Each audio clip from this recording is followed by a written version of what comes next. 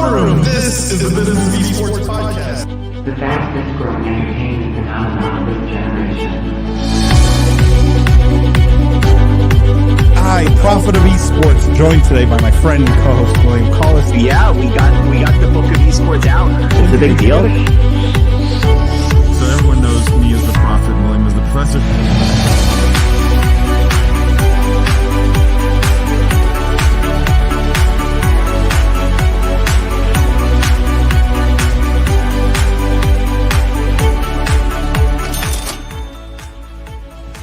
As the Prophet of Esports, I rely on trustworthy and meaningful data every day. Data from our research partner YouGov offers the most complete view of esports fans and gamers in the world, providing context to who they are, what they think, the brands they buy, and things they do. YouGov's connected insights and research services inform strategy at every level. If you're a team, a brand, agency, or rights holder, you should be talking with YouGov. Their partners measure and maximize ROI and are telling compelling stories with data. Visit yougov.com/gaming-esports to learn more. From the keyboard to the boardroom, this is the Business of Esports after show live stream. I am Paul Dawalibi. I'm joined today by my friends and co-hosts Lindsay Poss, Jimmy Barada, some new face, at least one new face here tonight. For those of you guys who are new to the after show live stream, what we do here is we cover all the stuff that didn't make it into the podcast. It's all the important news and topics of the week, but it's all the stuff that we couldn't fit in that 1 hour. Still just as fun, still just as exciting. Actually, maybe better because we get to do it live. More fun. Yeah, better because we get to do it live with you guys. And we encourage everyone to participate, ask questions, get in our faces, challenge us. If there are specific things you want to talk about, please don't be shy. I know there are literally hundreds of you lurking because I see the stats. So please don't be shy to get involved, to ask questions. This is a safe space. Now, if you guys are here as a regular listener, as a regular viewer, thank you guys for coming. Thank you for telling your friends about the live stream. If you haven't, please do. Spread the love, spread the word. Tell others about the live stream so they come and they participate as well. How you guys doing? Well, living the dream. Jimmy? I'm having a great day. I actually just had my birthday on Monday, so it's been a wonderful week. Happy birthday. Thank you. For those of you guys, Jimmy is a new member of the team. And will probably be making very regular appearances on the live stream. William, I don't think is going to make it tonight. And Jeff, the Juice, everyone's favorite, I think, the Juice, not Nickname, not here. Yeah, nickname. We all know everyone's favorite's Lindsay. Come on. Yeah. But everyone loves Jeff's nickname. He is not here tonight. In fact, when he told me he couldn't be here tonight, Jimmy, I threatened to give you his nickname. I said it was going to be Jimmy the Juice. It has a ring to it, so watch out. So if he misses another one, he knows he's on notice that his nickname will be stripped and will be given to Jimmy. Guys, let me just tease the podcast that will be dropping tomorrow. We have an amazing guest, Tobias Sherman. He founded E-League. He was the head of esports at WME IMG, so huge in the talent space. Great conversation around talent, around linear TV and esports and how those things connect. And lots of conversation around Activision Blizzard. He's not a fan of their franchise leagues, which was fun to get someone who agrees with me on the podcast. And we did cover a few specific topics, specific news topics. So let me just share that with you guys. And as always, we can jump into these things if anyone wants to talk about them. If Jimmy, Lindsay, you guys have specific opinions on these things, would love to get that before we move on. So the first topic that we covered was the Epic v. Apple fight has wrapped up. There's obviously no decision yet, but I really liked this opinion sort of headline. It was, striking because my feeling was a lot of people were Team Epic and I've been Team Apple the whole time. And this one said, Apple has shown that its ecosystem is fair. Epic is abusing the public pressure on tech giants. And so this opinion piece at least believes that Apple's going to be the winner here. I know Tobias on the podcast had interesting thoughts. I don't know if you guys have any opinions on this. Let's come back to it if you do. Let me just introduce the other stuff that we covered on the podcast. We also talked about Blizzard announcing Overwatch 2, basically. And then we had a whole discussion around, will it be free to play? And if it is free to play or not free to play, what impact will that have on Overwatch League? And could it save Overwatch League? And then some discussion around the format change and things like that. I don't know if you guys have thoughts on either of those two topics, but those were the news stories specifically that we covered on the podcast. So, Lindsay, Jimmy? Yeah.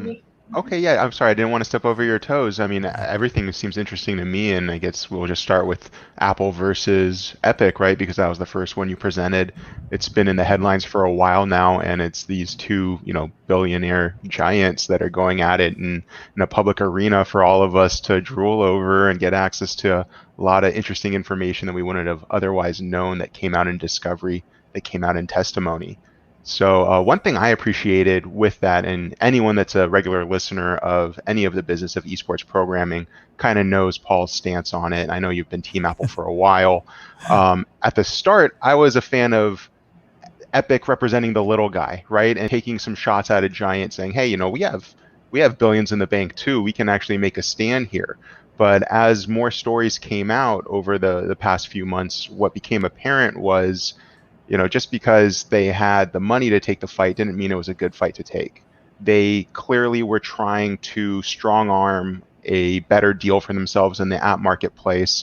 And Apple said, we don't need to give you that kind of discount. You'll play by our rules or you'll fail. And as soon as Fortnite left the App Store, that was the fall of Fortnite, right? That was, if you're not in mobile and gaming today, you're making a huge mistake. And if you go toe to toe with Apple or Google Play Store, for that example, you're gonna epically fail. No pun intended, but I don't, but that's what I saw it as entertaining. I saw it as a little guy standing up for the little guys, and then I saw it as, well, actually, this is really just a series of poor decisions and regret. Yeah. Jimmy, do you think Epic in their math when they were considering the lawsuit, right? Do you think they expected Apple to fight back as hard as they did, or hit back as hard as they did? Oh yeah, I mean, when you pursue civil litigation, or when you pursue any form of litigation, really, that's always number one on your mind. It's never about right and wrong, right? I used to be an attorney. It was never about we have justice on our side. That was never a discussion. It is 100% a business decision. It's a risk you take, and there are outcomes that you calculate, and you say, well, we could pay this much, and we can expect one of three, to go one of two or three ways. I think they thought that they were going to be able to settle with Apple on the verge of trial or somewhere during trial and get a decent deal, better than whatever it was that they were negotiating before everything fell apart. And I think ego might have had a part to play in there as well. I see some shaking heads. So yeah, but no, I mean, you don't go into a lawsuit saying like, well, our cause is right, so we're gonna take this in the public and we'll be vindicated in the public light. It was 100% a strategic decision and a miscalculation. How they did that how they massively failed though is kind of beyond me. Well, they haven't failed yet, right? Like, we don't know. Right, we think we know how it's going to shake out. Wade says, finally made it to the live cast. I've been listening to the podcast for months now. Wade, thank you so much for listening to the podcast, and thank you for coming. Lindsay, how do you think it's going to shake out? What's the prediction? I don't think Epic made a strong enough case against Apple. And the other issue, so I think that the ego thing comes into play because Epic was determined to take on Steam and to lower the 30% cut there. And they've been relatively successful in terms of the fact that they've spent a ton of money, but they've also created a platform that a lot of people use, as a games launcher. Like there was some measurable successes there, despite the money spend, which been over again and again. Money spent at the Epic Games Store. I think that they got a big head because of that and decided to then take on this element of selling and distributing apps. I think that Unreal Engine plays a big part in the reason why they're confident, because they know that so many developers use that they thought, oh, good, we're going to take all these developers that support and love us and we're going to take the fight to Apple. And I don't think that they expected the backlash that it has now led to. And I think what that also shows is that they're not highly involved in the big tech and antitrust debate that's happening in the larger world, because the big tech antitrust thing was not started by Epic and Apple. It has been going on for the past 4 or 5 years. And quite frankly, this made Apple actually look much better when it comes to that fight and the other massive amounts of litigation that are happening. I also think this is a good thing for the games industry, because technically PlayStation and Sony use the same type of walled garden approach. And if they were no longer allowed to kind of control what apps were sold on their consoles, then we would no longer have exclusives, which could have completely changed and upended the industry in ways that I don't think would have necessarily been positive. So it just feels like if they wanted a smaller cut to be taken, something much different should have happened. Maybe you should have litigated it in the court of public opinion and done a massive social media campaign rather than actually litigating it. Well, they sort of did, right? Yeah. They sort of tried, did. but then they also took the real legal route, and that just hasn't worked. I was a big fan of the Free Fortnite campaign. I have one of the a friend of mine made a bunch of hats. Really? It has like the 1984 Macintosh logo, but with a llama on it. It's really cool. I thought the court of public opinion was where this was going to be won as well. That's a great point. What do you guys think of Ramsey's comment here? Do you think they expected all this information to get leaked? Seems like they've lost a lot of bargaining power for future deals, even if they do win. Jimmy, what do you think of that? So typically when you get involved in any type of litigation, there's a discovery period, right, where each side basically says, I want access to this info, that info. They take depositions, they take oral and written testimony basically. And listen, this was a high stakes gamble of theirs, so I don't think there's anything they knew that was the only stuff that they knew they weren't going to have to disclose was anything that was privileged for whatever reason. And I think a lot of these deals were definitely relevant to the matter at hand. And anything that they might have also thought that they could try and hide, that's still subject to a court order where a judge might decide that it's relevant and order them to disclose it. So back to an earlier question, as to them calculating these steps and these outcomes, I think the information that was going to come out was also known, where Epic said, hey, we risk disclosing the nature of a lot of our deals here to the discovery process. So it doesn't surprise me. I think the information was surprising, I think, to a lot of us, but it doesn't surprise me that they had to disclose it, and I don't think Epic was surprised in terms of what they had to disclose as well. Do you think damage, like, I'm going to rephrase Ramsey's question a little bit, if it'll allow me, is, everything that's been leaked, is there any long-term damage done, you feel? Or was the information not that? I mean, there's a lot of insider kind of information in terms of how these business, like how Epic's business works, and how Fortnite makes money, and there was a lot of stuff that we all learned. But is there any long-term damage to Epic from that, you think? The one piece of information that I thought could potentially or possibly be damaging is that they paid Sony more to enable cross-platform play for Fortnite. If I was sitting at Xbox, I would immediately be pissed and think, why didn't you pay me then? So that could hurt. The question for you, Ramsey, is like, what do you think they'll lose in terms of, like, give me an example of a future deal where you think they've lost some bargaining power. I'd be curious what you think there. Guys, before we move on, I want to do one thing quickly. So Jimmy Barada is new to the team. We actually also have second Jimmy, who's new to the team, who's going to be joining live stream. Jimmy Mondel, so Jimmy M and Jimmy B. There you go. We're going to have to figure out. Yes, I hired two Jimmys in one fell swoop. Yeah. What's going on, guys? It's really good to meet you. And yeah, to speak to your conversation earlier, it seems super interesting. Like that, it's a really good question from Ramsey there. And it's something that will definitely have to be thought of for the future too. And just so you guys know, a bit of background, Jimmy Mondel used to be at Cheddar Esports, and you're gonna see Jimmy Barada's face a lot on this live stream. You're gonna see Jimmy Mondel, a lot of his face on all the other content that we're producing. And so get used to seeing his face. We should do one of those 1980s sitcom cover shoots, with our backs against each other. Oh yeah, we're gonna try to line it up, but the cameras are all mirrored, so it's gonna be all wrong the whole time. We get close. I see a whole buddy cop kind of or something, Ramsey says simple one would be the free games on their store and how much they paid each developer.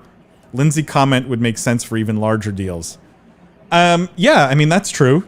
Now that we know what they're paying everybody and this is all transparent, do you think they will have tougher times or they'll have to pay more for free games going forward?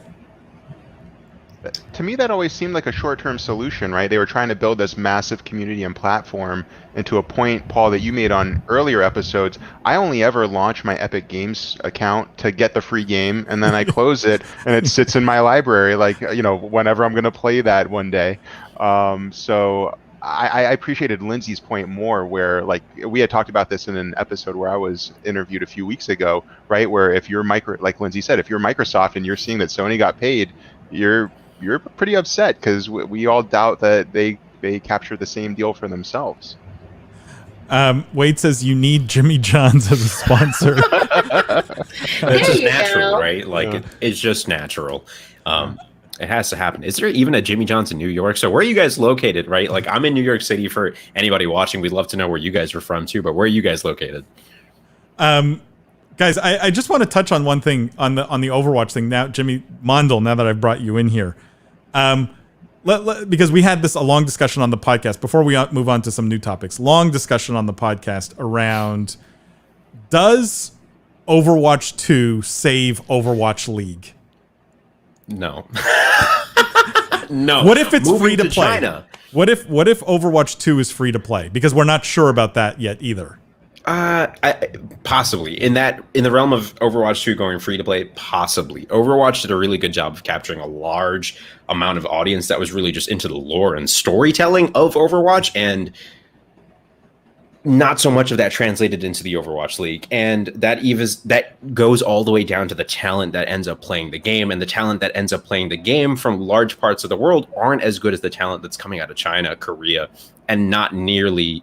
They're just not able to match the amounts of money that are coming out of these organizations and these groups in Asia, because the viewership is just so much better. The fans are just so much more engaged, and it really just makes so much more sense to build a roster with the support of the country behind them. You know what I mean? So that's why we're seeing so many of these organizations really leave and head over to the Asian market, where it makes so much more sense for them to try and build out a team. And so with that in mind, Overwatch's presence in North America specifically, where you see other games like Call of Duty, Valorant, CSGO popping off like crazy, especially during the pandemic. Where is Overwatch? Where are the tournaments? What's been happening in Overwatch? Who knows? Even the game itself hasn't gotten a new character in over a year. So if I don't know. I've seen the game go on sale for $5, and I don't know anyone that's picked it up recently. I don't know if Overwatch 2 going free to play is going to help, but I think that large audience of casual players who are eating up the lore and really wanting more of that are going to be happy with that. But I don't know if we'll see any of that translate into the Overwatch League. I'm kind of concerned about the Overwatch League overall. I gotta admit. Well, do any of you have any confidence that Overwatch 2 might save Overwatch League? Because I will tell you, and I mentioned this on the podcast, that every Overwatch League team owner that I've spoken to says, we're counting on Overwatch 2, right? Activision Blizzard is telling us Overwatch 2 is going to save Overwatch League. Now, the fact that they haven't announced that Overwatch 2 is even free to play makes me a little bit scared, because if it's not free to play, then I don't know how it could have any impact. But let's assume it's free to play. Do you guys think it has a chance of changing the trajectory of Overwatch League? Lindsay, Jimmy, B? I suppose there's always a chance. Yeah. So you're saying there's a chance. Free to play would help, but to Jimmy M's point, right? You have all these other competitors in this space where the talent are jumping ship and going to Valorant, right? They're going back to CS:GO. They have strong audiences in all of those other FPSs as well, and they're pretty similar mechanically.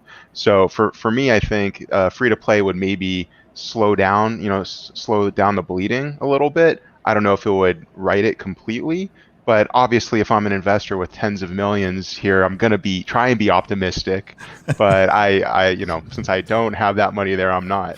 Okay, can we put our business tinfoil hats on? This is something we didn't do on the podcast. Let's put our business tinfoil hats on. What I'm going to need to do is we're going to need to order tinfoil hats for everyone. We'll make it a segment. Why do you think Activision Blizzard has not announced Overwatch 2 being free to play? Because, well, sorry, if I may. Go ahead. Yeah, go ahead, Jimmy. Because they will make money. They will make lots of it. I guarantee you. So you're saying it's not going to be free to play? That's why they haven't announced it? Yeah, I genuinely believe that it will not be free to play. And I really believe they have such a high core base of Overwatch 1 still playing the game to this day, be it on consoles, on the Nintendo Switch, buying action figures. Like, they've built out a world for people to live in, and people are living in that world, be it in custom games or whatever. I think they've got easy money there with Overwatch 2, and I really don't think it'll go free to play, especially with some of the antics we've been seeing coming out of Activision Blizzard Esports over the past couple of years. Like, that would almost be too generous. The reason they haven't announced it is because it's not going to happen, which is a reason, right? Like, right. I think they want to charge money. Like, they charge money every year for Call of Duty, and it's the same game, sometimes even worse than the year before, and we still buy it. Like, what's wrong with us, man? Like, well, do any of you think there's some alternative business reason for not announcing it now? Like, this is going on the assumption that maybe they will announce it at some point. Why not announce it when they announced the game, showed some of the maps, talked about the changes? Do you guys have a theory why they might have done that? Just playing devil's advocate, because I think Jimmy makes a good point, and I really like complimenting Jimmy, by the way. But I think Jimmy's really smart. Jimmy's so smart. But just playing devil's advocate, E3 is coming up, right? Maybe they're just waiting for the time to make that big announcement. Maybe on its own, it's just not going to capture enough attention. It's too far out in advance to continue the hype. They have, marketing is going to have a scheduled release of all of the different features or announcements that they're going to make, and perhaps it's just too soon in that life cycle for them. I don't believe that's the case, but I'm just trying to use this, fine-tune my tinfoil hat here and see what else is out there. Yeah. Wade asks, will Overwatch League become Overwatch League 2 or Overwatch 2 League? Oh God, these are the real questions, right? I don't think. I personally don't think either. I think it stays Overwatch League because I don't think either of those really roll off the tongue. To your point, Paul, I think they did also announce that BlizzCon would be delayed this year, right? Yes. Until spring of next year. They essentially canceled it. Let's be honest. They didn't. Yeah, they straight up canceled. I mean, there's so much going around last year's BlizzCon with all the controversies with the global politics taking place in video games, and you would think, if Overwatch 2 was going to be a big deal, right? That they would take it, they would have a BlizzCon this to year. Push Overwatch 2, right? And this is maybe to Duck Gamer's question here. Well, first of all, he says, "Is water wet?" I mean, Duck Gamers, I assume you believe Overwatch 2 will be free to play, or are you saying it won't save Overwatch League? Because both could be interpretations there. Yeah. Do you have high hopes for Overwatch 2? And that's like such a generic. It's not generic, but a very broad question, right? That's like we can answer that from a financial standpoint, right? Do we think Overwatch 2 will be a financial success for Activision Blizzard? And then we can ask it from do we think it'll move the needle from a gamer and gaming universe and gaming history perspective, or maybe save Overwatch League? Do you guys have a feeling, one way on either of those? Lindsay, talk to me, Lindsay. Talk to me. I just wish I had a sense of where they were going with this, and I just truly do not. I keep imagining it not being free to play and everyone getting upset about it, and the same, like, don't you guys have phones? Having them be like, don't you guys have wallets? Like, I feel bad constantly imagining the worst with Activision Blizzard. it's not going to be a financial failure because Activision Blizzard has fans. People will buy it. Will it be as successful as a freemium model? Will it be successful enough to bring back a league? Will they have incorporated a lot of the changes people wanted? Oh God, I don't have a lot of faith on any of those questions. Can we talk about faith for a second though? Because it's a good point, which is, like, let me put my tinfoil hat on. Have they not announced it as free to play because maybe they're trying to like feel out the room? You know, like they want to see what people are saying, what articles come out, you know, read the Reddit forums, get into the Discord groups. And like, I don't know, maybe this is giving them way too much credit or way too little credit. Maybe.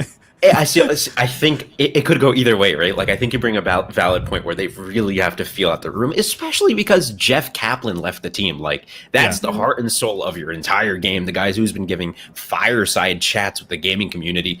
Boom, gone. Not a mention of him in the calls afterwards. Anything. I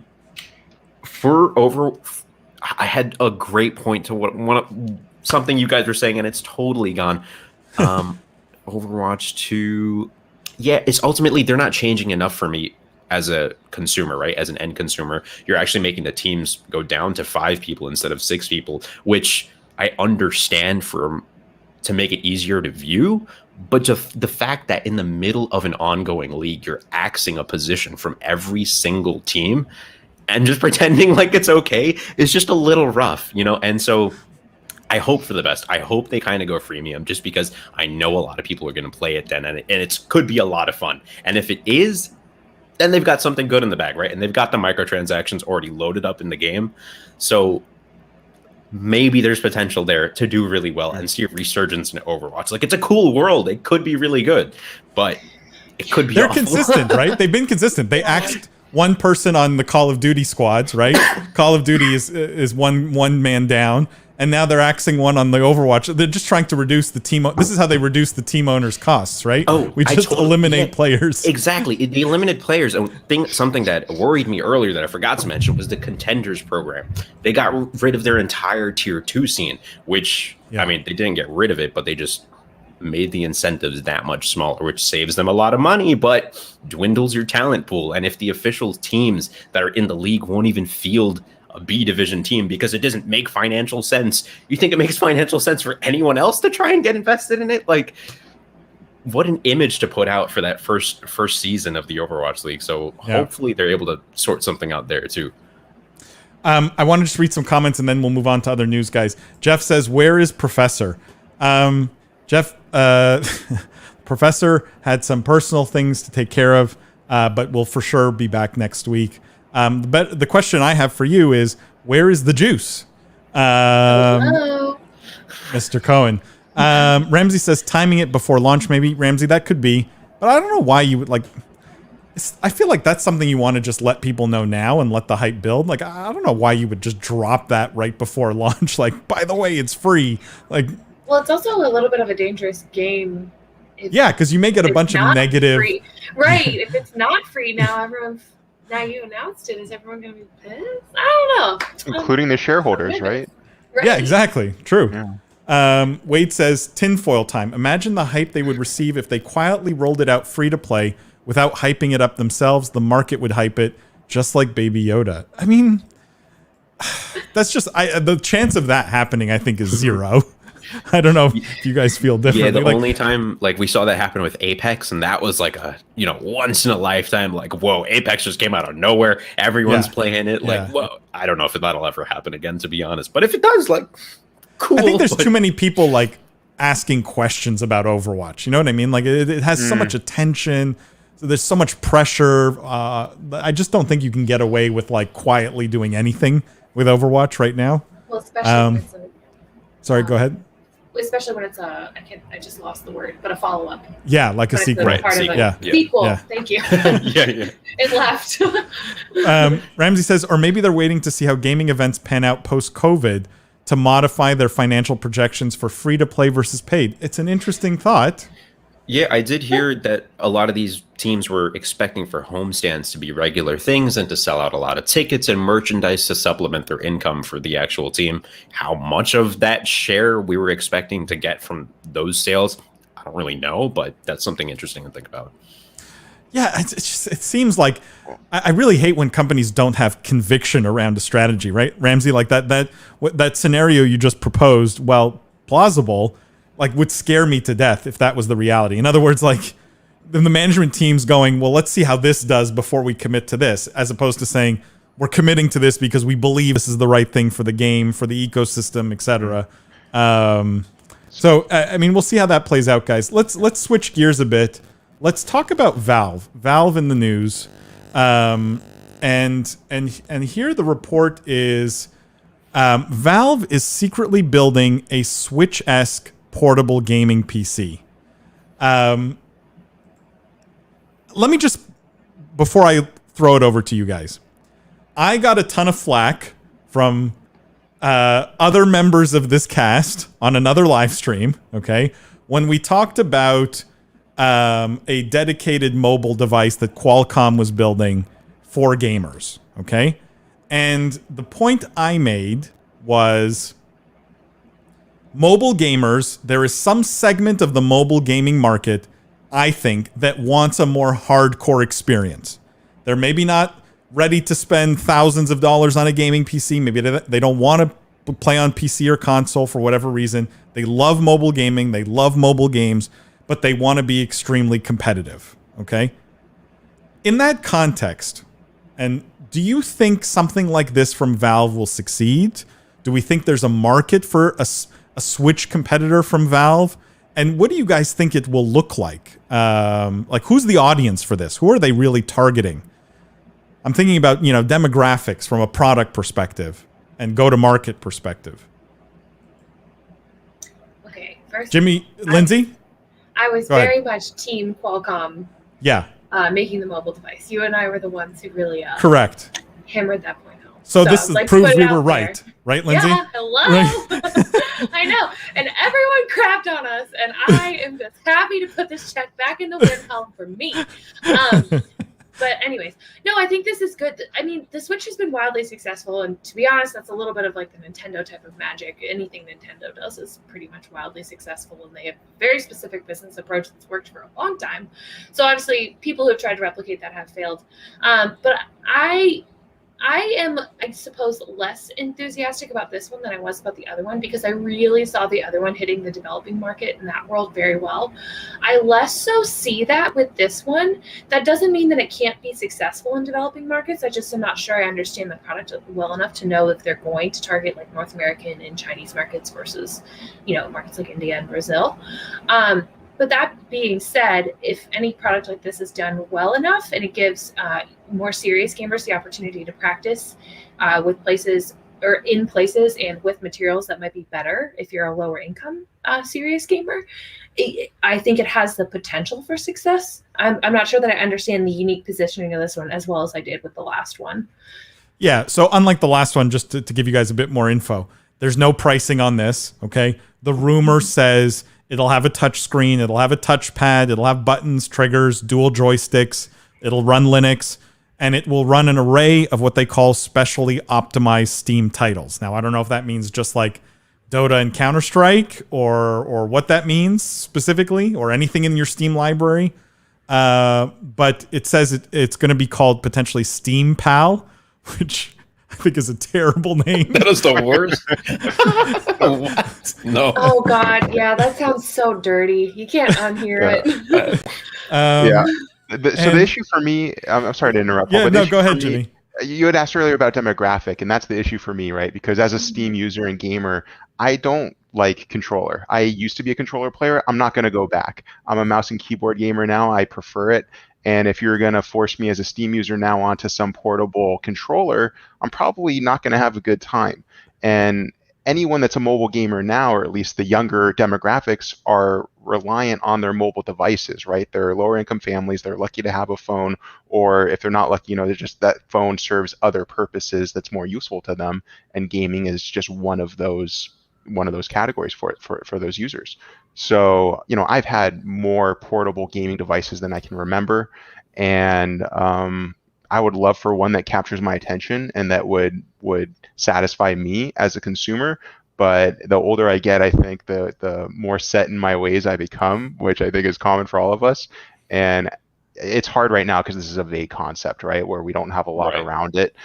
So we're kind of just having fun here. But from what I know, what very little I know about it, it's not going to capture my attention or me as a millennial. And I would be surprised if it captured a Gen Z, Gen Alpha audience as well, just because those kids play on touchscreen on their Android and on their iOS devices with no roadblocks or anything. They're as good as anyone else on any other device because that's how they learned.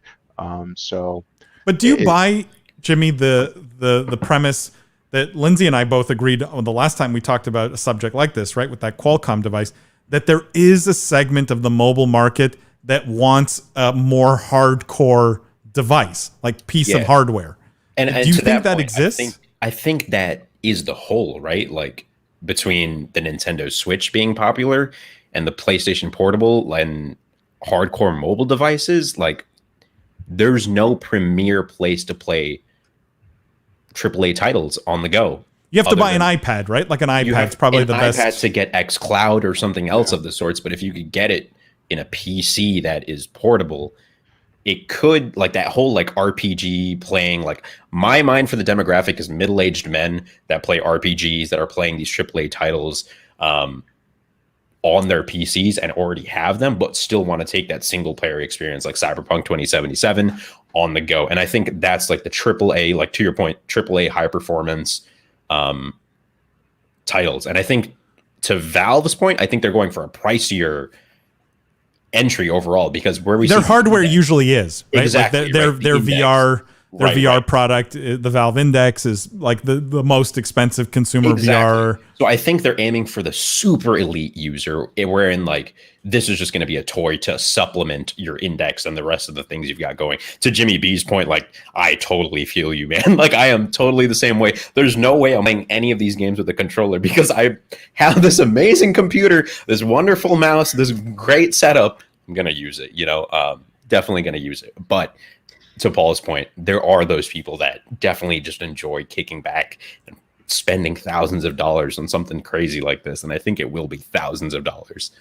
So like, do we not think that there's a segment of the, like, let's talk about esports specifically, people playing like COD Mobile who want to be very competitive and compete, or people playing, I don't know, like PUBG Mobile and want to be, competing at the highest level. Like, is this tools for that audience, right? And they may be 15 years old, but have ambitions to be mobile esports pros. Is this what that hardware segment is serving, Jimmy B? I don't know if you have thoughts on that. Well, I don't know how many people would get this device over the existing Bluetooth Android controllers that you can use on those phones, right? That are much cheaper. True. And they're already competing at high levels using that because it offers you the joystick and the buttons, right? The PUBG or the Call of Duty mobile players that I know use those devices. And honestly, as an iOS user, I want one, right? Like I wish I had one that worked and I could check it out too. I will just say, but before we move on, Lindsay, I don't know if you had a thought before I move on from this. Yeah, I just wanted to ask you all what you thought the demographic was for the Switch then. Yeah, Nintendo's like such a different beast, though. No. Yeah, right. It's not hardcore gamers. To your point, Lindsay, earlier, right? These are the more casual gamers, and part of Nintendo's amazing world, like you and Paul just said. So I think the demographic for the Switch, probably Gen Z, more passive, more casual viewers of esports, and these are people that are playing Animal Crossing, not Call of Duty Mobile or PUBG Mobile, I think.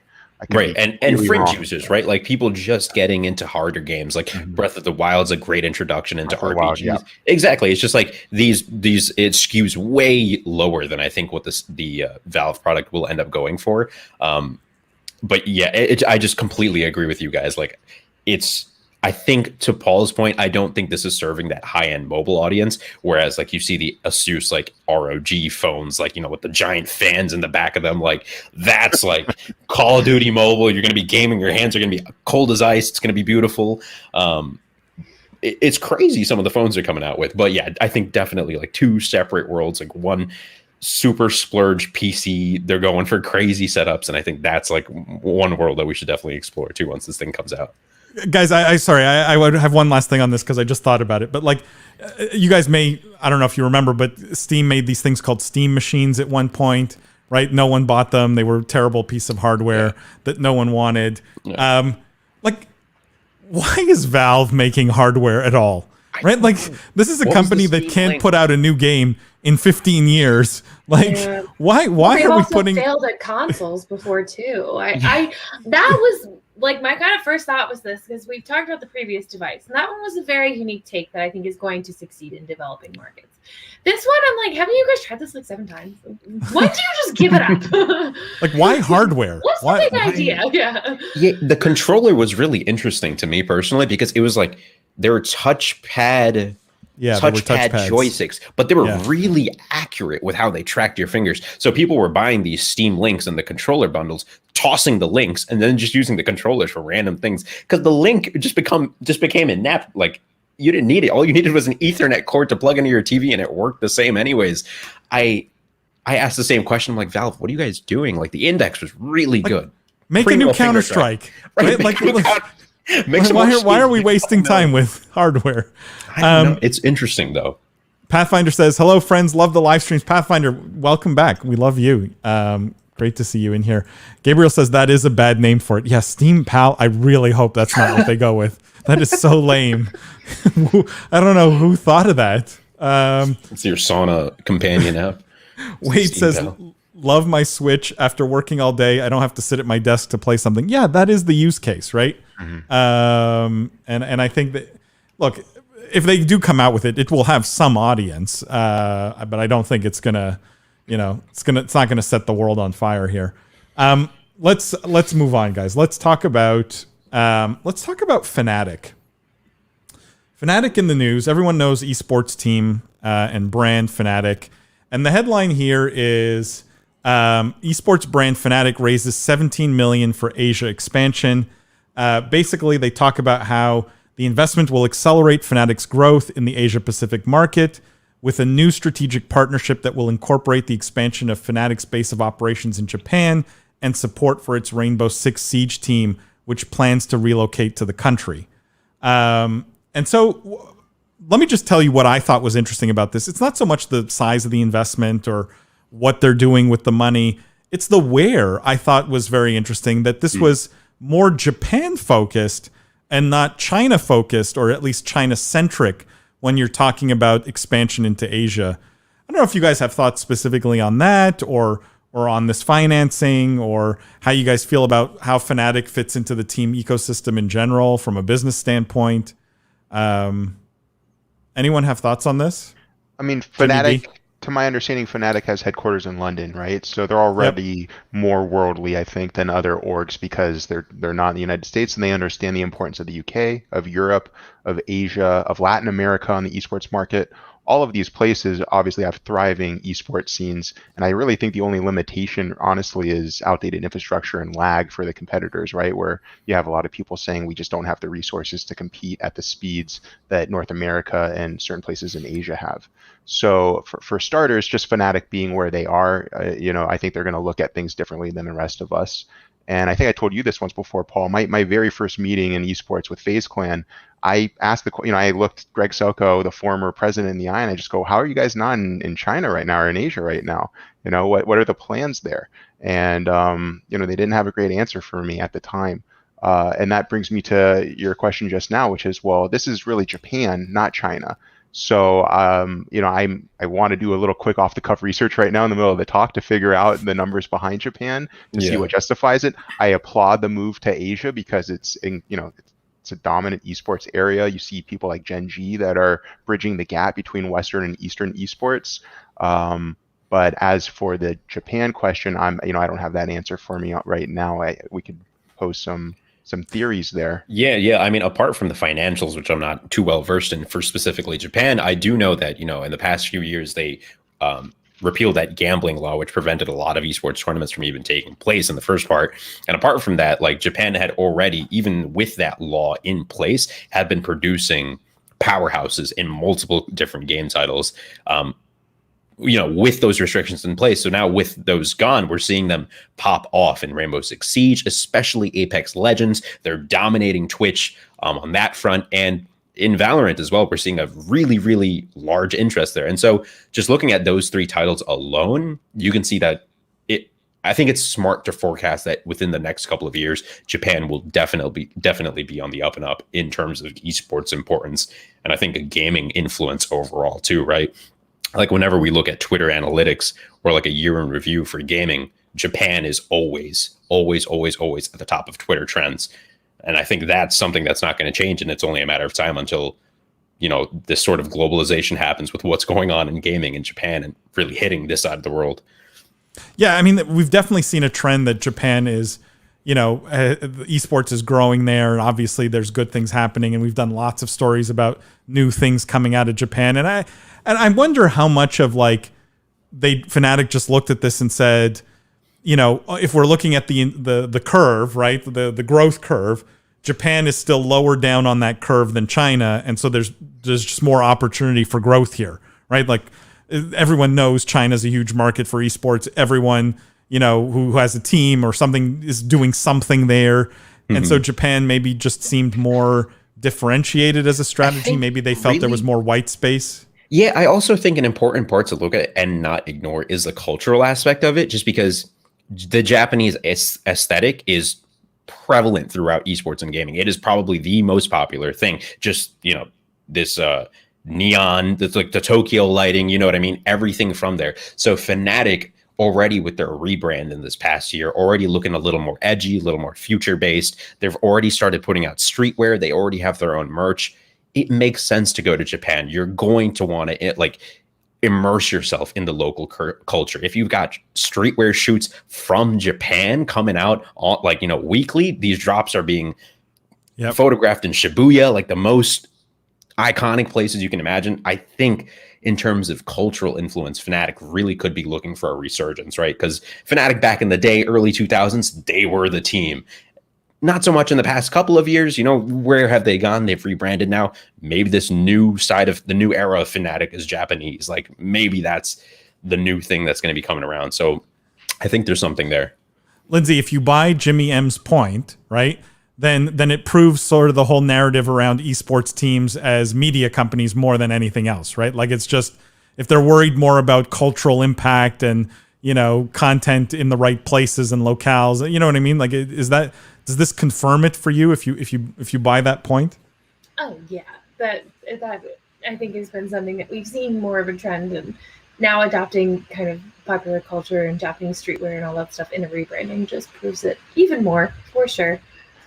And to add to that, as someone that talks with a lot of teams, that does a lot of work with a lot of teams, the first thing they bring up to me is not how good their team is in this sport or that. It's, wait till you see the content or this that we're putting out, something about their culture and their life. I think that cultural perspective, Jimmy, was right, spot on. Japan as a cultural hub for so many things, fashion inclusive, and now esports, it's a great bet. Cam says, love the Asia move, would love to learn about why Japan. Well, there you go, Cam. You just heard it. Let me just touch on the financing here for a second. They raised $17 million. They had previously raised a bunch of money. I think their total financing now is up to 35 million, something like that. 30 plus million. No, sorry, 53 million to date. 53 million to date. So this latest round, 17 million. I had a question regarding, if you guys remember, the Fnatic's last financing round was sort of very broadly publicized because they crowdfunded. In other words, they opened it up so that anyone could, I think it was like $100 or something you could invest on these crowdfunding sites to own a piece of Fnatic, however those crowdfunding sites structured it, right? And it seemed, at least to me, like Fnatic was going to go down this path of crowdfunding forever. Like I didn't see why they wouldn't, right? Their crowdfunding was successful. People got excited about it. It got a lot of press. Why do you think this round was not crowdfunded? Like, why do a very traditional round with, a large investor essentially, after you've done this sort of crowdfunded round, does it make it seem like the crowdfunded round was more just like a PR stunt? Maybe PR, maybe a combination of smart money and dumb money, right? And people that know that there's a lot of hype here and want to get involved, but don't know more beyond that. Some parallels to crypto, perhaps. I mean, why not do another crowdfunding, Jimmy? Yeah. Jimmy B. Yeah, I mean, it does sound more like the original crowdfunding, which or was more of a PR stunt, right? And was more to capture, a lot of these teams are just trying to capture the quick buck, right? They don't want to answer all the questions that a more astute investor would throw at them. They just want money to do what they want to do. This round seems more strategic, right? A specific dollar amount for a specific purpose in a specific market. It seems much more tailored, like they finally caught some breathing room or got their heads above water and said, okay, now what do we want to do with this? I mean, let me put my tinfoil hat on. Let me just press a bit, right? Like, it means either... I could read into this, right? And I could say it means either they believed that they couldn't crowdfund again, that maybe the hype has died down, right? Or they believe that crowdfunding, like people weren't going to get excited about their story, or that some, like, now individual investors were offering somehow better terms, or, like, you know what I mean? Because a crowdfunding campaign arguably is probably the cheapest, quote unquote, money you could get, right, as a company. I'm not sure about the implications of this, and maybe I'm reading too much into it, but, like, could it mean that maybe there wasn't a market for them to crowdfund a $17 million round this time? I don't know if you guys have... I like your thought on that they couldn't do it again, right? That maybe it just wasn't going to happen. What I think also, though, is that when you go to a specific VC or a group, there's strategic implications involved, right? You have that guy not just for their money, but for other doors that they can open, other companies that they've invested in that they can plug you into. So I do like the thought, or I do follow the thought that maybe they wouldn't be able to generate the same type of hype. But I think more so, if they're really trying to make a strategic play here and do something specific in this region, that perhaps where the money's coming from also has other abilities, right? That other doors, introductions, additional funding. If things go well, don't go anywhere else. Come back to us, and we'll double down on our investment, right? Certain securities, I think, that are not represented in just this $1 amount. Yeah, and I also think go ahead, that, Jimmy. I also think that they just had plans and they wanted to execute and maybe couldn't wait for whatever the amount of the crowdfunding period was, right? They were like, we need to go, like, let's execute now. Yeah. Ramsey asked a good question. Any news on the investors maybe have ties to Japan? Yeah, sorry, right. Ramsey, I didn't mention that. The majority investor, maybe I should, it's totally relevant to the question I asked, was Marubeni, which is a, like, huge Japanese conglomerate. So, like, there you go. but it does beg there is an interesting sort of side question there, which is, are they going to Japan because, again, they have conviction around the Japanese market, or are they going to Japan because that's where the investor who was willing to write a huge check wants them to go? Right? It's a chicken, like, which one's the chicken, which one's the egg here, right? Yeah, like, Probably with a mix of both, too. Particularly if they're going through a rebrand, this is a good opportunity to really go full tilt with the rebrand. So, yeah, I wish I was, if I knew sort of the inside story here, which is, did Fanatic go out and seek a huge Japanese investor because they're saying, we believe in the future of esports in Japan, right? Which would be an interesting take in and of itself, right? That would, from an industry perspective. Or did some Japanese investor come to them and say, hey, we want you to do more esports in Japan, so here's a bunch of money. Right? Like, right. Like, what came first? There are signs to prove the former were, as in, right, the Rainbow Six Siege League. They had Team Empire coming out of Japan year after year, and Ubisoft, a couple of years into the league taking place, did this thing where they actually sold in-game stickers so that the contribution for the stickers and the charms would go towards the prize pool and towards the teams that you were, buying the in-game item for. And Empire got a lot of support from Japan and a lot of support in general on their cosmetics. So there was financial success, in a way, right, through the Rainbow Six Siege League. So it's not a huge indicator, but you have that. You have Apex Legends. Like, people kind of underestimate, I think, Apex on Twitch. Like, the biggest streamer for Apex on Twitch is Japanese by and far. by almost nearly 100,000 hours watched. Like, it's kind of ridiculous, and we don't see them streaming because it's at 7, 8, 9 a.m. Right? Like, I would wake up at ungodly hours and just hop on Twitch, and there they are, without a doubt, 4, 5, 6 rows of Japanese streamers dominating Apex. I don't know. I genuinely believe this company too, this conglomerate, probably sees the future success of esports in the nation as well. And I think Fanatic as a whole just has a brand already in Japan as being this old school European cool, right? This is the primo. This is the cream of the crop of esports from back in the day. So maybe to Lindsay's point too, like maybe they're going for the full rebrand and just going full charge ahead. So who knows? I would love to believe that they just have such conviction around Japan because that that's so like a much more whole fun. Yeah. interesting discussion, right? And then if they're right, that's a whole other interesting discussion, right? Like if we see Japanese esports really take off in a major way, and you go, wow, these guys were smart, they saw it, right? Like they saw the signs. I guess time will tell. Guys, we have a few more topics that we could cover here. What's most interesting for you? We have. Actually, let's talk about this one because this is a good recurring theme on this live stream. And I gave you the choice and then I took it away. But this is Indiana Jones game has reportedly started production. Okay, and what's also interesting about this article, other than the headline, is supposedly the executive producer on the game is going to be none other than Todd Howard of Bethesda fame. And so, first of all, I had not even known there was an Indiana Jones game in development, and it's obviously it's backed by Microsoft because of the Bethesda acquisition now, right? So it's a Microsoft game now. Yeah. What do you guys think about, and for the Jimmies especially, because you're new to this live stream, and so I'm curious to get you guys on the record in terms of how you feel about the cross between movies and games, right? Mm-hmm. And do you see this as, because there are some people, let me ask the question more directly. There are some people who believe games based on movies always suck, right? There are some people who believe, moving IP from one to the other, games to movies and movies to games, is just a brilliant way of managing a media business.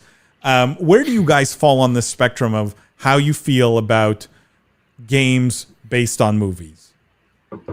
Whoever wants to go first. Jimmy B, man, he comes first in the alphabet. I appreciate it. It's hard to think of a specific movie that had a game that I really liked, save maybe Lord of the Rings, Middle-earth, right? I think universes, if I could broaden it a little bit, because I love all the Star Wars universe games. I mean, KOTOR 1 and 2 are my favorite games ever. There wasn't a specific KOTOR movie yet, knock on wood, but the Star Wars universe has made a successful adaptation. But then, you look at like the Harry Potter games and some of these other ones that were just kind of not great, right? And they ruin, I think, the franchise for you a little bit. I will say that there already is the best Indiana Jones video game ever made. It's called Uncharted. Okay, like right. I bought a PlayStation 2 just to play Uncharted. I'm obsessed with that whole series of games, and I don't know how this will be much different. But I do have a lot of faith in Bethesda, so I do like what comes out of there. So I have such mixed feelings about this, honestly. Like, I don't know if they can ruin Indiana Jones any more than the fourth movie did. So, like, there's at least a floor there. Yeah, and I completely agree with you, Jimmy B. Like, I think there's some properties that do it well, some properties that did it not so well. I don't know, like the Lion King game, right? Like back in the day, that was infuriating, but it was funny. Like it was a thing, right? E.T., not so well. It got dumped in a desert and we forgot about it. Mm-hmm. This Indiana Jones, I personally don't. Who asked for an Indiana Jones video game? Like you said, we have Uncharted. They did it so well. Uncharted, Tomb Raider. I mean, so many great games. The IP itself is, pardon if I'm speaking like a Zoomer here. The IP of Indiana Jones doesn't really make sense as a game, because what child is going to be like, yes, Indiana Jones, my favorite movie? Like, what? Right. Especially if it's Harrison Ford Indiana Jones, right? Because then I don't know if there are many Zoomers who will have any clue what they're playing. I do think the Tomb Raider movies and the games were I mean, I liked all the movies, and the opposite point though is like with Assassin's Creed, right? Great game, terrible movie. So I just think maybe it's just the combination. One of the two has to fail, but it's a gamble as to which. Right? Warcraft, yeah. I mean, Tess brings up that point. Movies based on games are also cursed. So, if we're trying to get to basic principles here, is it the one, like the original IP is always good, and then if you move it somewhere else, it becomes no good? Like, does this hold true? I mean, Tomb Raider doesn't. Yeah, Tomb Raider is pretty. And I think TV is safe, right? Like The Witcher on Netflix, I thought I really liked it. And there's, like the Pokemon cartoon is awesome. So I think TV's safe. But like the business guy in me. Sorry, Lindsay, go ahead. Oh, there was actually a long New York Times article this week about how movie studios are reaching to games for IP. Mm-hmm. So it's funny that the same week this comes out with a movie studio. Well, I mean, it has all the elements, right? It has Indiana Jones and Bethesda, Microsoft, Todd Howard. Like it should succeed, right? The business guy in me wants to look at this, right, and figure out what's the rule, right? Like what is the principle or theory that covers this? Like what makes a port of IP successful and what makes it unsuccessful? And I don't know if there's any way that we can sort of just generalize to like first principles. You know what I mean? Think Jimmy B brought up a really good point in that TV shows, right? Serialized things, I think do much better for video games because of the world building aspect of it, right? There's just too much stuff going on. And so I think maybe that's just the only way to do it. Because if you try to world build in 2 hours, which we've seen happen time and time and again. A Warcraft movie. Right. Just like Mortal Kombat. Like they were just like, just throw the fatalities in there. Like just forget the rest. Like just throw them in, make them look good, which they did. They looked amazing. But what happened to that movie, I couldn't tell you. Like who knows? But I think you're onto something with the serialization there. Even The Rock couldn't save Rampage. I'm sorry. I love The Rock because he will take a check to make any action film. No, there's no bar too low. No, I was just going to ask if all of you were excited then for the Uncharted show with Tom Holland. It should work, right? In theory, if you guys all love Uncharted. Yeah. I think it's been filming since I was like 8 years old, right? Like, is it still filming? I heard that he filmed a Spider-Man scene using his Nathan Drake accent, so I'm excited to see if there's any. Hopefully, there's no like Starbucks cups like in that Game of Thrones finale, but we'll see. I'm more excited about the Pedro Pascal Last of Us thing that's happening. Yeah, I'm excited for that too. Wade says, "Is it a direct sequel to the Atari 2600 Raiders of the Lost Ark game?" Wade, yes, definitely. That's what they're thinking. All of the people who bought that game have been very patiently waiting for the sequel. Highly anticipated. Ramsey says GoldenEye 007. Ooh. Yeah, that's true. That was a good one that the movie and the game worked.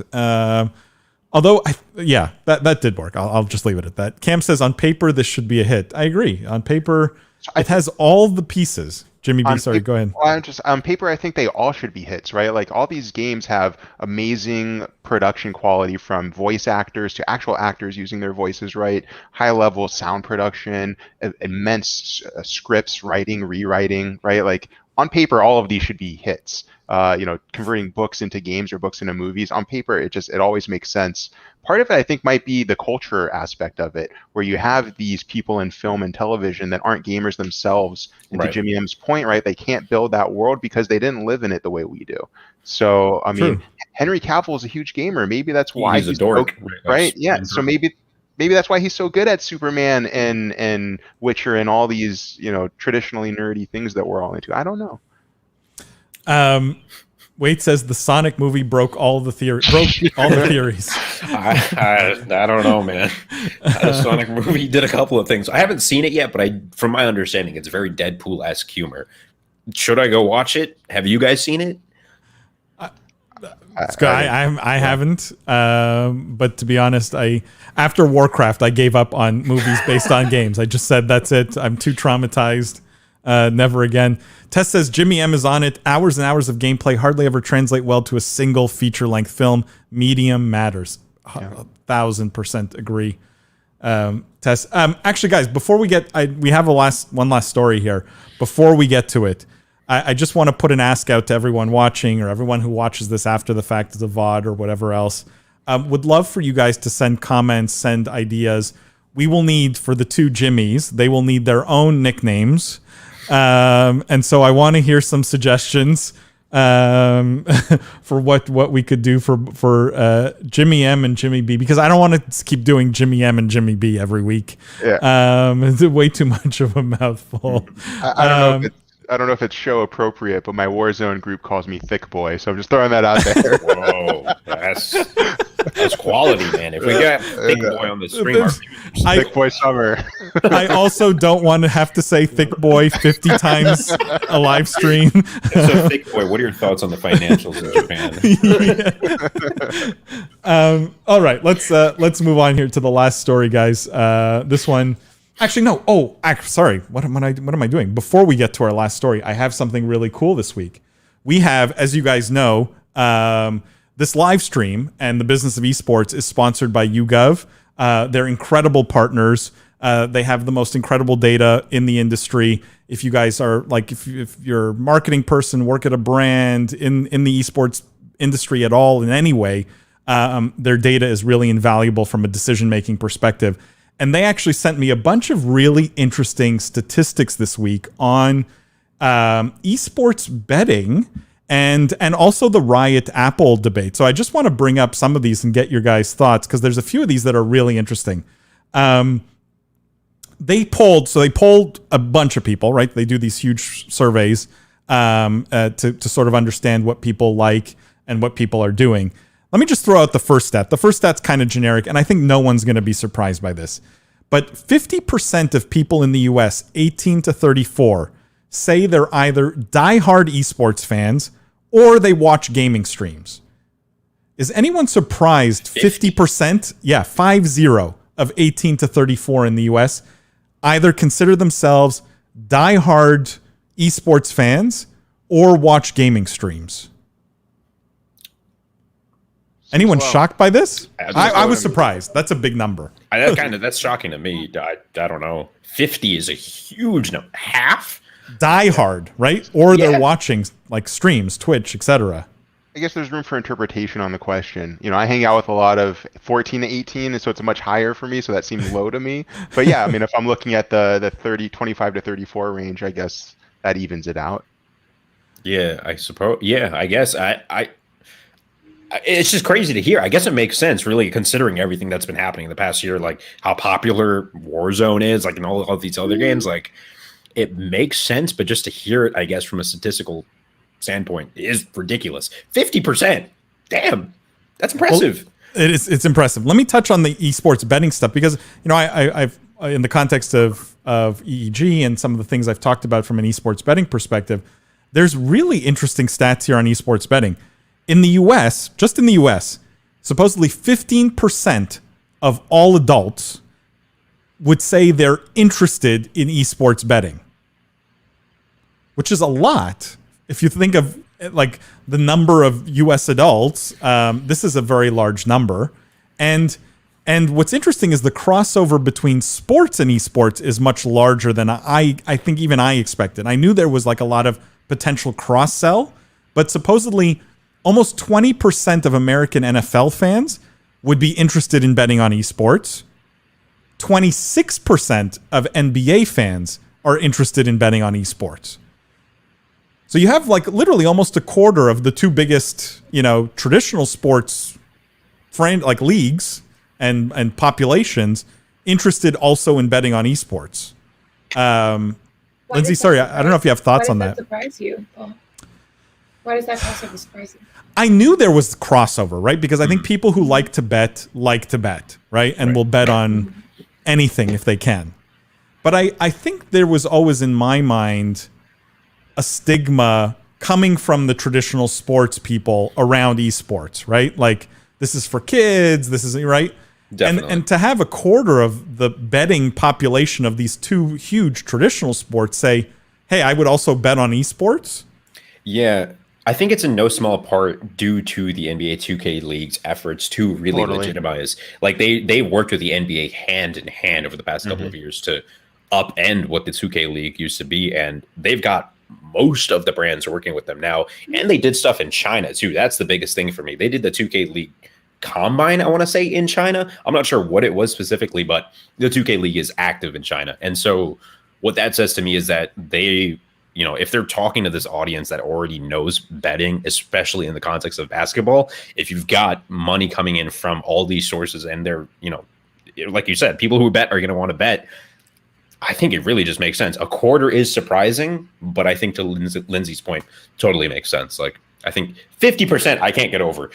Quarter definitely makes more sense in my books. Well, so let's run this down a bit further. If you look at esports fans, so let's narrow the population from all adults just to people who consider themselves esports fans. 42.5% say they would bet on esports. Like literally almost half of all esports fans are interested in betting on esports. Right, but I would also be interested in knowing like how many NFL fans bet on the NFL. But Lindsay, wouldn't you guess? But wouldn't you guys guess that number may be smaller? That the total number of people. It's a little weird to me because in my circles, like, you know, knowing all the people that I know in esports and gaming, I just don't know anyone that's actually ever bet on esports ever. Like they've bet Counter-Strike skins for stuff like that, but not money to bet on a specific game. So I believe the numbers, but right, but it's also hard. There's not like office pools for esports tournaments right now. Right. Like, I just right. Yes, right. Yes. The more access that's out there, like people, I would imagine that people are imagining similar scenarios in, you know, March Madness or the Super Bowl or whatever, where it's extremely easy to place a bet. Whether that's like a neighborhood.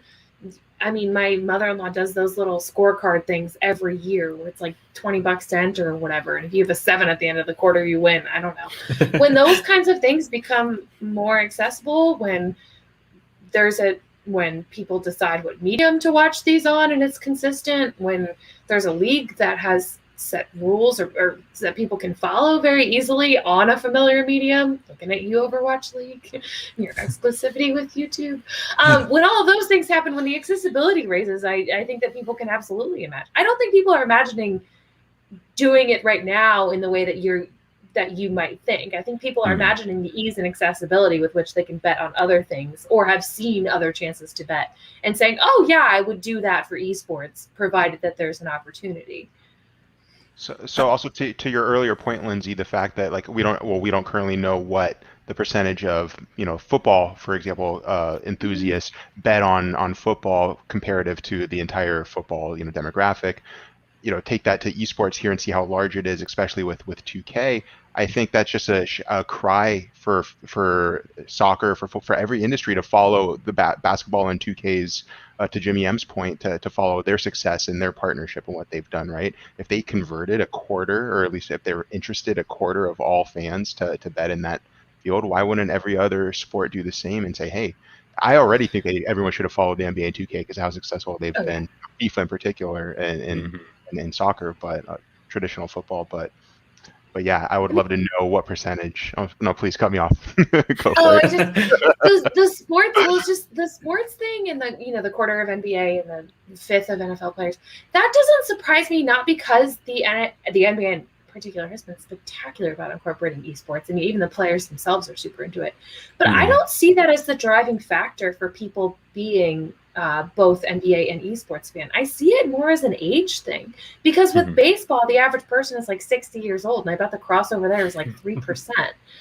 Like kids grow up with esports and they grow up with the NBA. Like it just, you grow up playing 2K too, like exactly. Like all of my friends played 2K and watched the NBA. You know, it just to me, I see it more as a generational shift, and the fact that NBA and NFL have managed to maintain their audiences through generations, whereas other sports I think have failed miserably.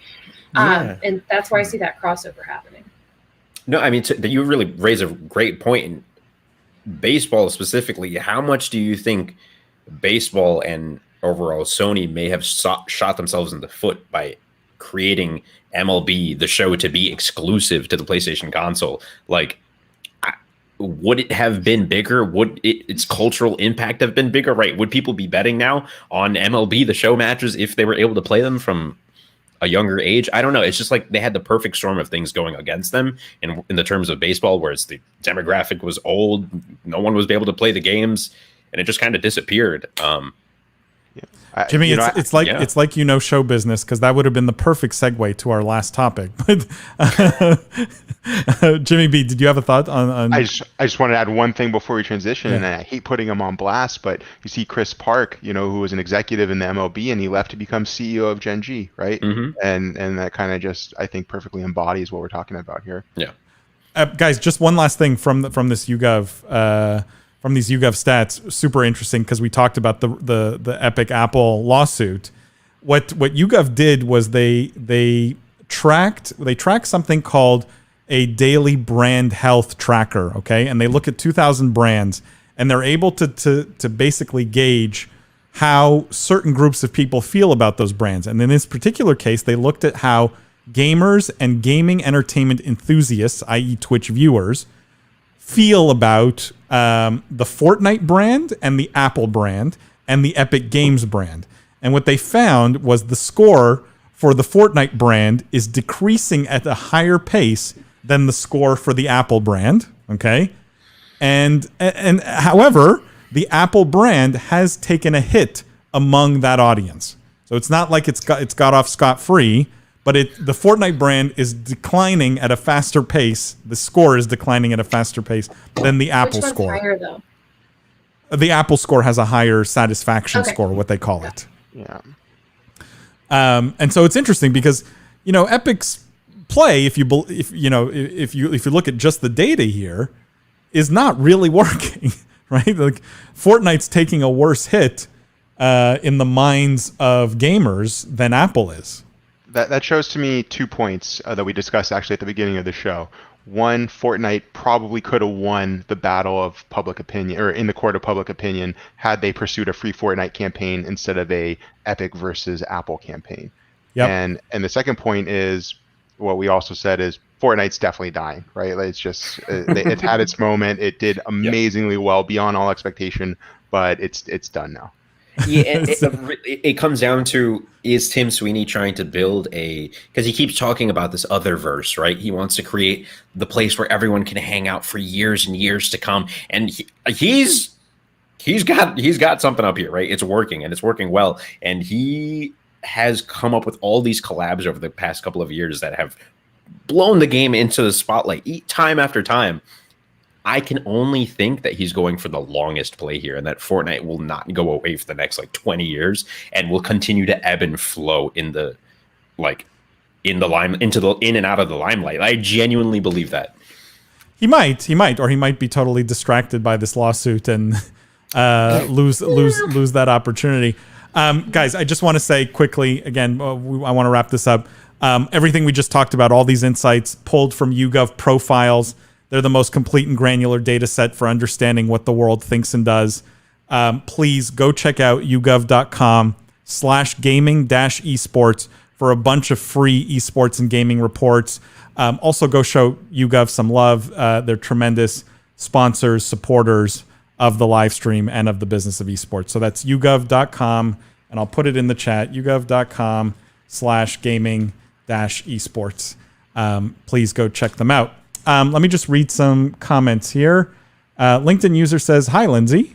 And LinkedIn user also says, "China is expected to grow its cloud gaming market over 20%. This is true.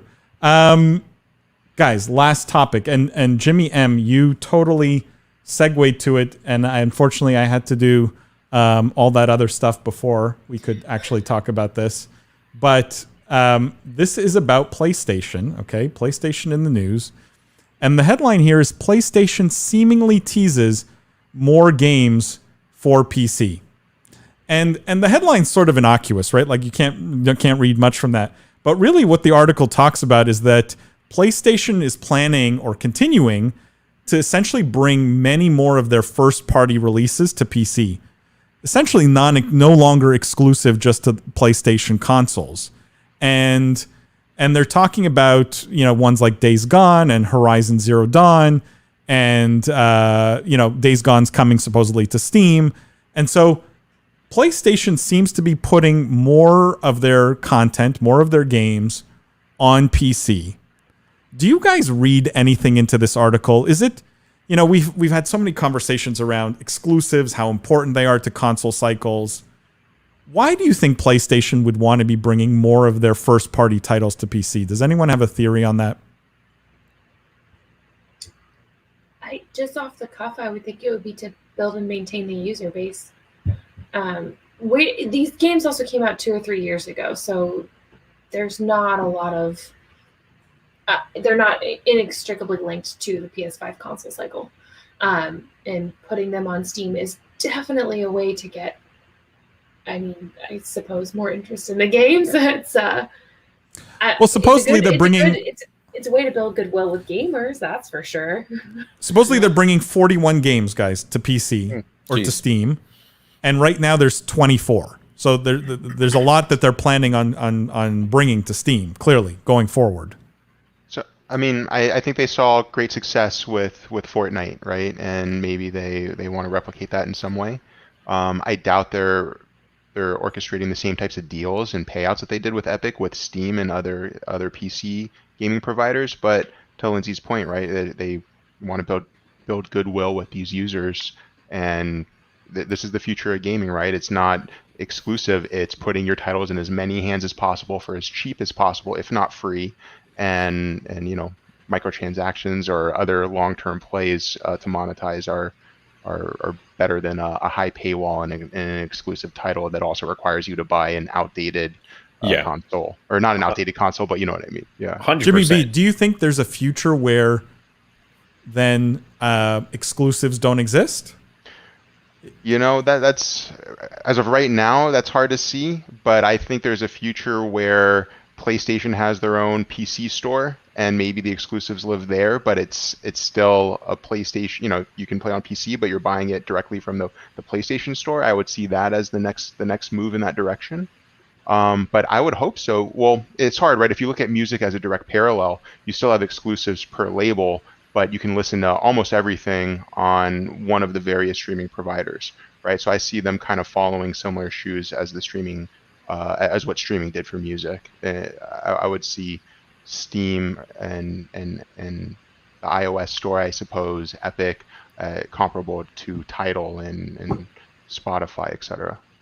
Yeah, like the one thing I want to pay attention to, is, especially with moving to PC, is of course Ramsey mentioned the fear of Game Pass. It's a good point. Creeping in, which is legit. And we heard, I think earlier or late in 2019, about Sony's Azure, right? They're working with Microsoft to further develop their cloud computing services and be able to deliver those experiences to people wirelessly. And so what that says to me is that they're decentralizing their games, and that in the future, I think they will also return to the handheld market that is, more based around cloud gaming to utilize this server that they're building out with Microsoft.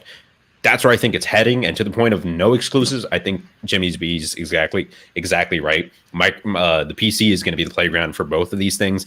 And if you want to go have a console experience, you'll have to take that PlayStation title, play it on your PS5, what have you, but you still have the option to play it on your PC.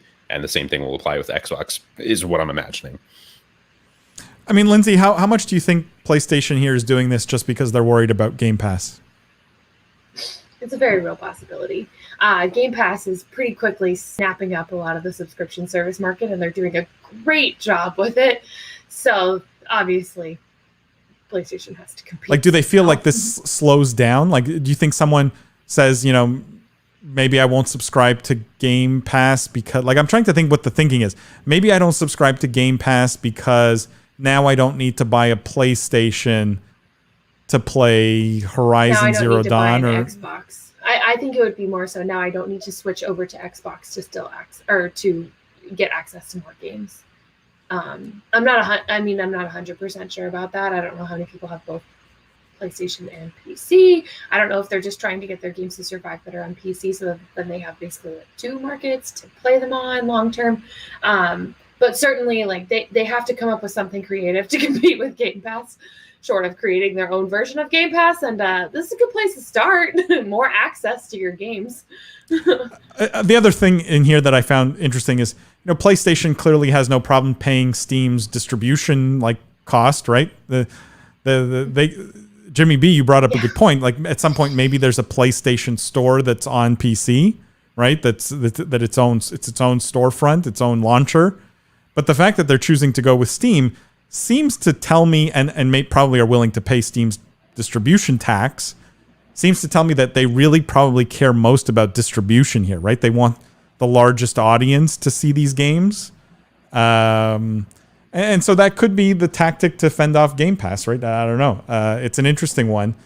Guys, as always, we do, when we wrap up here, we do, and this should be interesting because I'm hoping you guys actually played games this week, but we have our long-running final segment, which is what are we playing this week? Let's start with Lindsay. Okay, guys. I went to Chicago with my 1.5-year-old and baby nephew on a plane and had 0 time to play games. You didn't play anything? How could I have a screaming toddler with me the whole time? You have a Switch. Take it on the plane. Kevin had it. I had the kids. Truly. Okay. I had the babies. I had to feed them blueberries and gummies the whole time to keep them from yelling. Jimmy M, what did you play this week? Too much Valorant, man. Too much Valorant. Nice. It's Iceland is this whole week, so I've watched Iceland, and I'm like so motivated to play, and I'm like, this game sucks when I play it by myself. But I can't stop myself. So yeah, Valorant.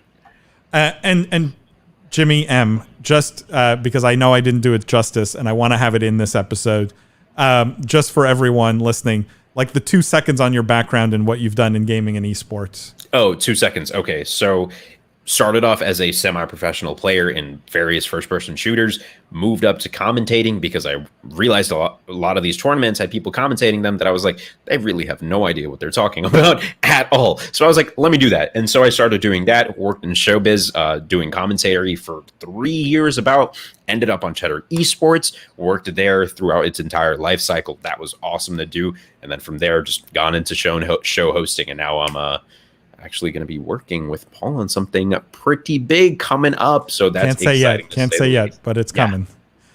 Very cool. Thank you. Jimmy B, what are you playing this week? What did you play this week? Let's start with that. So for mobile gamers out there, I love Clash Royale. I've logged in every single day for we'll move on. Anyways, and for Paul's respect, I play Warzone on PC every Tuesday and Thursday with my group, and I'm hooked on it. Honestly, I've done a lot of battle royales, and there's no more fulfilling of a win than a Warzone win for me personally. And Jimmy B, the 2 seconds on your background for everyone who you're new to here. I'm a former attorney, and I've been an esports consultant in the space for about 3 years. I teach esports at University of California, Irvine, and I'm also a minority investor and shareholder of XSET. So doing a little bit of everything in the esports space. Very, very cool. Thank you, guys. Cam says he was playing Warzone, Destiny 2, Valorant. Iceland games have been so good. I saw just a little bit of the ones today, and the ones today seemed pretty lame. I don't know if it's just I caught some not so good stomps today. Yeah, today was a lot of losers brackets games, so that's what you got. But by the way, Cam, thank you for I need to hire you at some, I thought we were hiring you to do merch, Cam. But yeah, plugging our very, very, very gracious sponsor, YouGov, definitely at YouGov or at YouGov America on Twitter. Thank you so much for that. Wade says, Jimmy, is that an Art of Atari book in the background? Respect. Is it? It is. Right up on this ledge. Good eye. Hold on, let's see this. Hidden behind the Diablo 2 book. Hold on. A console that came out before you were born, Jimmy. There it is. What'd you say? I said a console that came out literally before you were born. Oh, yeah. I genuinely don't even think I've touched on the Atari, so... there's that way to balance all things in the universe, right? Cam says, totally agree, thick boy. I'm about a month into Warzone and absolutely hooked. Cam, you can try all you want. We are not sticking with thick boy, okay? You got the spelling correct too. That's impressive. It's not, Cam, Two don't let Cs, it die. two Cs. Yeah, we're not counting gonna on you. happen. Ramsey says, team fight tactics, new obsession. Wow, Ramsey, I haven't heard that game thrown around in a while. I mean, I know there's a player base for it, but interesting that you are newly obsessed by it. I personally don't get the auto. What do they call them? Auto something. Auto chess. Auto something. Auto battlers. Or Auto something. battlers. Yeah. Like Yeah. I don't think I've just spent enough time with them, but I don't get them. It's very cerebral. I don't know. Yeah. I kind of feel how I feel about Dota. Like you need a PhD to play these games. I just need heads to click. That's it. Guys, on that note, Jimmy, Lindsay, all of you guys, thank you. Everyone in the chat. I know that literally there's a bunch of you lurking. Thank you guys for coming. Really appreciate it. As always, two things. One, don't forget to tune into the podcast tomorrow. It's a great episode. We have an amazing guest. I think you guys are going to love it. Thank you all for coming to the live stream. Tell your friends about it. Tell your colleagues about it. We really appreciate it. And make sure to follow us, guys. Instagram, Twitter, TikTok. It's all at Busy Sports. And if you're watching this on YouTube, especially, we really would like to grow the YouTube channel. So make sure to subscribe to us on YouTube. And you'll see all of our video content there. Obviously, also on the website. But would really appreciate that. Guys, all of you, thank you. Wade, Ramsey, Cam, everyone who left a comment today, who came in and had nice things to say or asked a question. Really appreciate you guys. And as always, guys, tune into these live streams every single week, every Wednesday evening, 8:30 p.m. Eastern time. And we will see you guys next week.